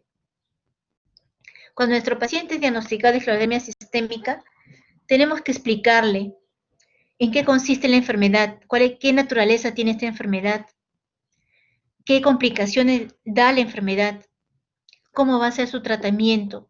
Y el tratamiento muchas veces es discutido con el paciente, en buen término, ¿no? Es conversado con el paciente y el paciente elige qué tratamiento quiere para él o para ella. Porque muchas de estas pacientes están en edad reproductiva y ellas quieren tener un niño. No quieren perderse esa oportunidad de ser madres y si inician un tratamiento inmunosupresor, saben que ya no van a poder embarazarse. Entonces, todo eso se tiene que conversar con el paciente, dialogar con la familia, dialogar con el esposo, con la esposa, con los hijos, ¿no? Eso es importante para que el paciente pueda adherirse tener empatía con el médico y poder así trabajar juntos en el control de su enfermedad. Los objetivos principales son reducir las complicaciones que hemos conocido y reducir la morbimortalidad de esta enfermedad. Ya les dije, el tratamiento tiene que ser personalizado. No a todos los puedo tratar de la misma manera. La enfermedad se comporta de manera diferente en cada paciente con esclerodermia sistémica. En la evaluación clínica, además de mi anamnesis, además de mi examen físico, tengo que complementar mi estudio con imágenes, una tomografía pulmonar, una prueba de función pulmonar, pruebas de laboratorio, en qué estado está su hemoglobina de mi paciente, cómo está su riñón, cómo está su hígado, cómo están sus pruebas hepáticas. El examen cardíaco que lo hace el cardiólogo, por eso trabajamos en equipo. Nosotros los reumatólogos no hacemos el ecocardiograma. Llevo a mi paciente, lo presento al cardiólogo, estudiamos juntos el caso, es lo que hacemos en la práctica, conversamos sobre el caso. Y nuestro paciente y nuestro médico, el cardiólogo, busca de manera minuciosa si hay algún signo precoz de hipertensión arterial pulmonar, si hay algún problema ya de tipo miocárdico. Igual lo hacemos con el neumólogo, estudiamos en conjunto el caso, vemos las tomografías en equipo, valoramos la prueba de función respiratoria en equipo y conversamos en equipo qué tratamiento terapéutico elegir para nuestro paciente. Igualmente, conversamos con la psicóloga, hacemos talleres de psicología para nuestros pacientes con esclerodermia sistémica. También interviene personas que trabajan en la parroquia del Hospital 2 de Mayo, que son personas que también trabajan con pacientes con enfermedades crónicas, ¿no? Desde el punto de vista espiritual, también se les ayuda a nuestros pacientes. La terapia, por ende, la terapia rehabilitadora se debe empezar de manera temprana para evitar todas las complicaciones, sobre todo las contracturas articulares. En este tratamiento multidisciplinario, se les enseña, se les educa al paciente a que ellos mismos pueden hacer en su casa ejercicios a sus dedos, ejercicios para estirar los dedos de la mano y evitar la contractura de los dedos. Se les enseña también qué ejercicios hacer a la cara, al cuello, a la boca, a la familia, ¿no? Se les educa a la familia para que ellos mismos lo hagan en la casa, para evitar que tenga la contractura y los dedos de las manos se le doblen y no lo puedan estirar. Se les pone estas férulas que mantienen a los dedos estirados, ¿no? Estos son algunos ejemplos de cómo trabajamos con rehabilitación en nuestros pacientes.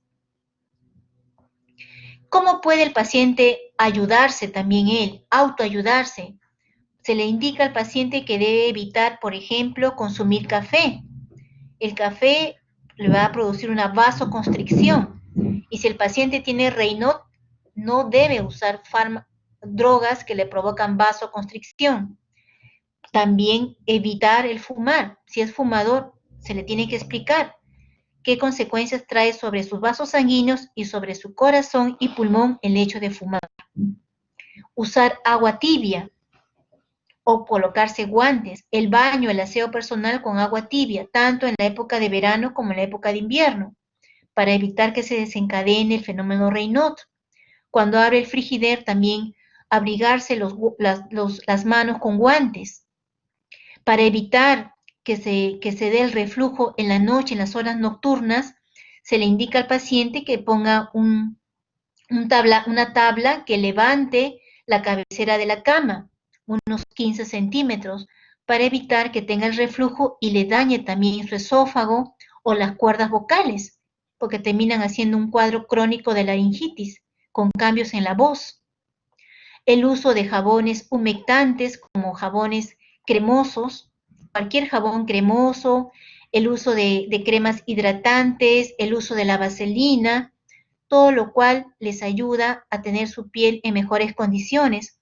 Ahora, por esto de la pandemia, el abuso del alcohol ha empeorado en muchos de ellos a su piel o les ha agravado sus heridas. No, todas esas cosas tenemos que conversar con los pacientes. Evitar, por ejemplo, alimentos que sean picantes, porque esto va a empeorar sus manifestaciones digestivas. Todo esto hay que conversarlo con el paciente. Pasamos a lo que es el tratamiento farmacológico. Para lo que es los problemas vasculares empleamos los vasodilatadores. De elección, los vasodilatadores para el fenómeno Raynaud. Para los dolores articulares y tendones, principalmente el uso de AINES, siempre y cuando el paciente sí esté en condiciones de recibirlos. Analgésicos, principalmente paracetamol o analgésicos opioides como el tramadol. Y muy excepcionalmente corticoides a dosis bajas. Para las manifestaciones gastrointestinales, principalmente antiácidos, como los bloqueadores de la bomba de protones, omeprazol, o los bloqueadores de los receptores como la ranitidina, cimetidina. Para mejorar la motilidad intestinal, empleamos fármacos procinéticos, y para los cuadros diarreicos debido al sobrecrecimiento bacteriano, antibióticos. Para el compromiso pulmonar, usualmente empleamos inmunosupresores que han demostrado su eficacia en reducir la complicación pulmonar, como son la ciclofosfamida, el micofenolato mofetilo, y otros inmunosupresores como rituximab, tocilizumab, que tienen datos limitados. El metrotexate se puede usar siempre y cuando no haya alveolitis ni compromiso pulmonar. Eso quiero que se tenga presente. El metrotexate no es de elección para el compromiso pulmonar. Lo elijo para tratar la piel, pero si mi paciente tiene ya enfermedad pulmonar intersticial, metrotexate ya no es un fármaco de elección. Igualmente, empleamos vasodilatadores para la hipertensión pulmonar. Para la crisis renal, empleamos los inhibidores de la enzima convertidora a angiotensina, y también ya se aprobó, ya se está usando desde el año pasado una droga antifibrótica para reducir la fibrosis pulmonar, como vamos a conocerlos. Bien, el año 2017 se dio esta actualización de recomendaciones del tratamiento de la esclerodermia sistémica, publicada en esta revista, y bajo estas guías vamos a ver los fármacos elegibles. La mejor evidencia. Muy bien, para el fenómeno de Raynaud principalmente, de primera línea son los fármacos bloqueadores de canales de calcio. Son de fármaco de primera elección, el nifedipino o amlodipino. Nifedipino a dosis entre 10 hasta 60 miligramos diarios, siempre vigilando los efectos colaterales. Amlodipino se puede emplear entre 10 hasta máximo 20 miligramos diarios. Si mi paciente no mejora con los bloqueadores de canal de calcio, tengo los fármacos inhibidores de la enzima fosfodiesterasa 5, que también son vasodilatadores, como el sildenafilo, que se emplea una dosis de 50 miligramos cada 12 horas vía oral, o tadalafilo, que se emplea la dosis de 20 miligramos diarios vía oral. Se pueden dar de manera separada o se pueden dar juntos también como terapia combinada para tratar los Raynaud severos. En casos severos que no responden a estas dos líneas de fármacos, tenemos que usar fármacos tipo prostaglandinas endovenosas, los prostanoides. Para esto el paciente ya tiene que ser hospitalizado, porque se tiene que aplicar en forma de infusión y tiene que estar monitorizado el paciente por las reacciones adversas de estas prostanoides. El más empleado es el Hilopros, y ahí pueden ustedes ver la dosis que se emplea durante 3 a 5 días en el paciente. Pero generalmente, la gran mayoría de los pacientes responden bien su fenómeno Raynaud al uso de los bloqueadores de canal de calcio o a los inhibidores de la fosfodiesterasa 5.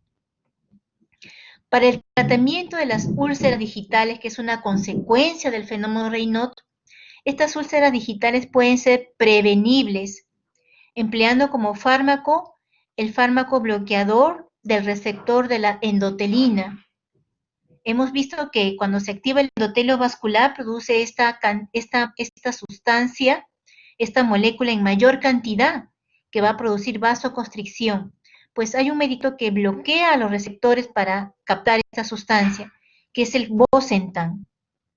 El bosentan se emplea vía oral a la dosis de 62.5 miligramos cada 12 horas, como tratamiento preventivo de las úlceras digitales.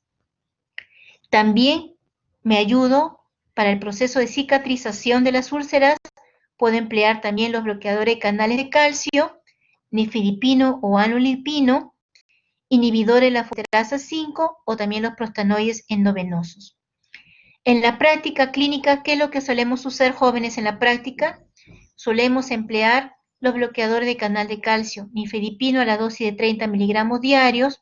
¿Y cuáles son los principales efectos colaterales de estos vasodilatadores, de cualquiera de ellos? Pues bajan la presión arterial, el paciente puede hacer hipotensión. Y junto con la hipotensión, el paciente puede tener desvanecimiento, mayor frío, mayor frialdad. También les puede causar mareos, vértigos. Con los inhibidores de canal de calcio puede haber edema a nivel de los tobillos. Entonces, todo eso tenemos que explicarle al paciente, que nos avise inmediatamente. Y se va empezando de una manera gradual, de menor a mayor dosis, conforme responde el paciente en el manejo del fenómeno de Raynaud. Para el compromiso pulmonar, para la fibrosis pulmonar, ¿qué fármacos tenemos para inducir cambios en el intersticio pulmonar? Tenemos como primera línea el micofenolato mofetilo. Es lo que empleamos en la práctica clínica a la dosis de 2 gramos diarios vía oral. Muy bien. Otra segunda elección es la ciclohofamida vía endovenosa. A esta dosis 0.5 gramos por metro cuadrado. Tal igual como lo hacemos con lupus, cuando tratamos nefritis lúpica con ciclohofamida endovenosa por 6 meses, igual empleamos para la enfermedad pulmonar intersticial. Otro tercer fármaco es el rituximab. Ustedes ya han escuchado este medicamento cuando se conversó del tratamiento de la artritis reumatoidea. Ya hay varios estudios que han demostrado que rituximab tiene eficacia en mejorar las pruebas de función respiratoria, es decir, reduce la fibrosis pulmonar. Aún falta hacer un estudio en fase 3, pero ya hay varias publicaciones al respecto. Y la droga que les mencioné, que ha sido aprobada para el tratamiento, el único fármaco antifibrótico que tenemos aprobado para el tratamiento de esclerodermia, pero para el compromiso pulmonar, es este fármaco llamado nintedanib. Este fármaco se usa para la fibrosis pulmonar idiopática. Y en agosto del año pasado se publicó un trabajo donde demostraba también su eficacia en la fibrosis pulmonar asociada a esclerodermia sistémica. Y este año ha sido aprobado su uso de este medicamento y ya se está empleando como droga antifibrótica, pero solo para el compromiso pulmonar. Como terapia de mantenimiento de la fibrosis pulmonar, podemos continuar empleando el micofenolato, pero a menor dosis. Si mi paciente empleó ciclohofamida como inducción, puedo pasar a azatioprina como mantenimiento. Si mi paciente no responde a los 2 primeros fármacos, tengo como tercera opción emplear rituximab, que lo puedo emplear combinado con micofenolato. Otras opciones terapéuticas ya son como el trasplante pulmonar. Los datos son bastante limitados sobre el respecto, al menos en nuestro medio acá en el país. Y el trasplante de células madres sanguíneas, que no se realiza en nuestro medio, pero en países como Europa, en España, sí han demostrado también buenos resultados en revertir el daño pulmonar. El manejo de la hipertensión arterial pulmonar principalmente es un manejo también con vasodilatadores, y ya hemos conversado en parte de ellos, los inhibidores de la fosfodiesterasa número 5, el sildenafilo, el tadalafilo, son de primera línea cuando la hipertensión pulmonar es leve. Como segunda línea tenemos también al bosentan, que bloquea los receptores de la endotelina. Y como tercera línea tenemos a los prostanoides endovenosos, el levoprostenol. Para casos severos, jóvenes, ya ahí se debe emplear, ¿qué es lo que nos recomienda la guía americana? Emplear ya de inicio los prostanoides endovenosos. Si no tenemos opción de usar prostanoides endovenosos, no tenemos en el hospital, podemos hacer una terapia combinada, combinar un bloqueador de receptor endotelina combinarlo con un inhibidor de la fosfodiesterasa y dar una terapia combinada en las hipertensiones arteriales severas, pulmonar severa. Otras opciones son como el trasplante de pulmón, trasplante de corazón, pero bueno, eso está muy lejos de nuestra realidad. Muy bien, este es el fármaco, el nintedanib, que se ha demostrado que reduce, detiene el deterioro de la función pulmonar, no ha demostrado eficacia en otro tipo de fibrosis, por ejemplo la dérmica, y se indica si es que el paciente no responde a la ciclofosfamida o al micofenolato. Sus principales efectos adversos son las diarreas, el 76% hacen diarreas, otras complicaciones adversas son la hipertensión, también tienen riesgo de hacer infecciones neumónicas y alteraciones hepáticas. Todo esto ustedes lo pueden encontrar en el New England Journal Medicine del 2019. Para el compromiso cutáneo renal, ahí tenemos principalmente para el metrotexate para el compromiso cutáneo. Es el fármaco de primera elección. Empleamos a dosis de 10 a 15 miligramos vía oral junto con corticoides, es decir, ¿qué pasó?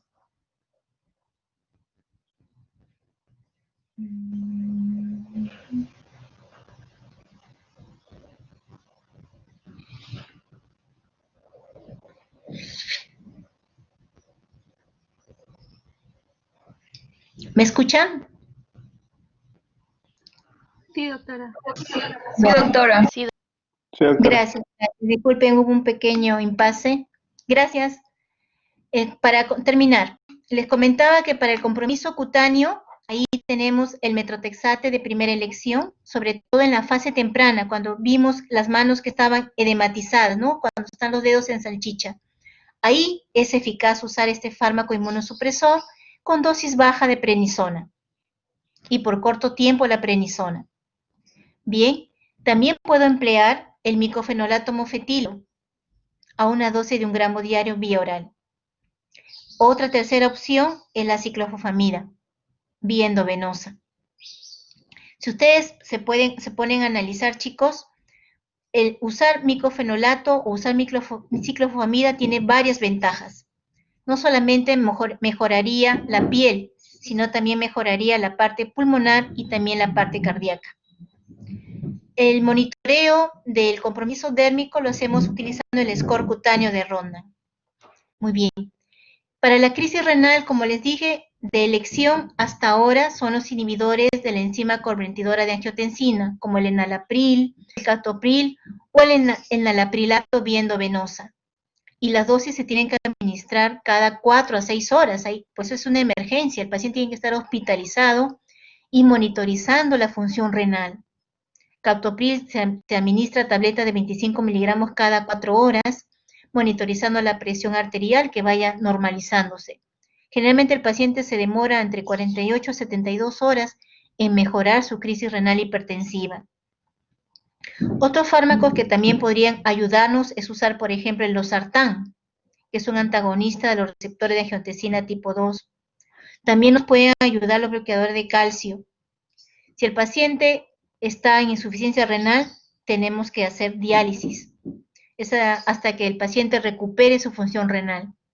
Si así no sucede, bueno, el trasplante renal es de elección. Las crisis renales hipertensivas hace 20, 30 años era la causa número 1 de mortalidad en los pacientes con esclerodermia. Ahora eso prácticamente ya no se da. Es muy difícil ver una crisis renal porque hay más cuidado con nuestros pacientes, ya no se abusa de los corticoides. En cuanto a la terapia biológica, como les comenté, chicos, los datos son limitados.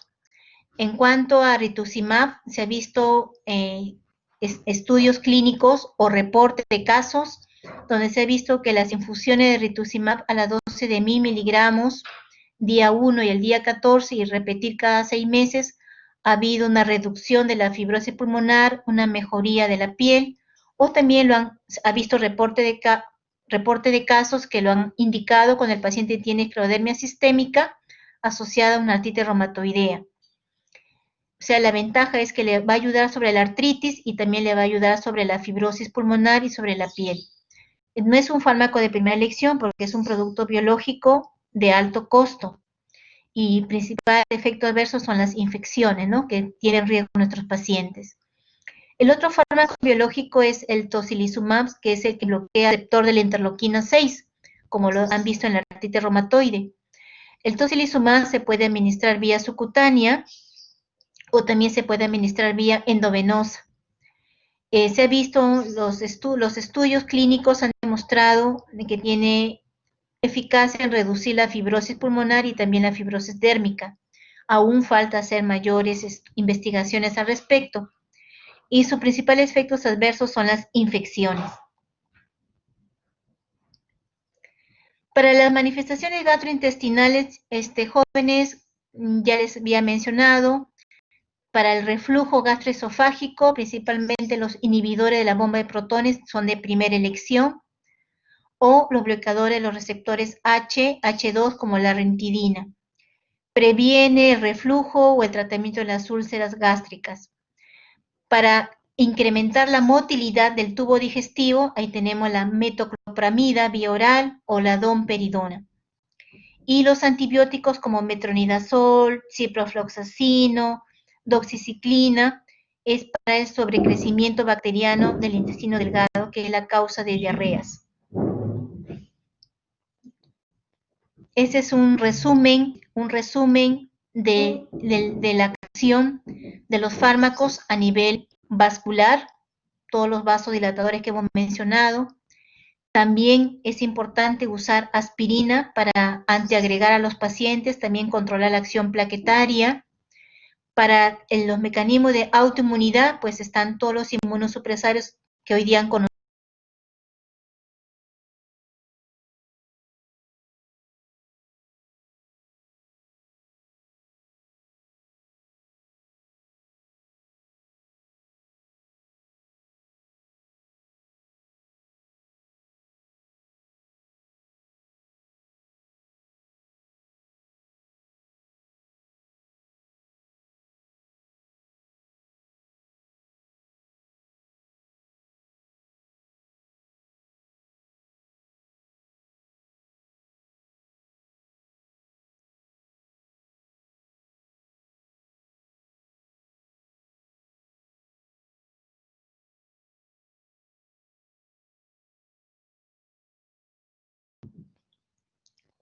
Jóvenes, con esta diapositiva hemos concluido la clase de hoy. ¿Alguna pregunta?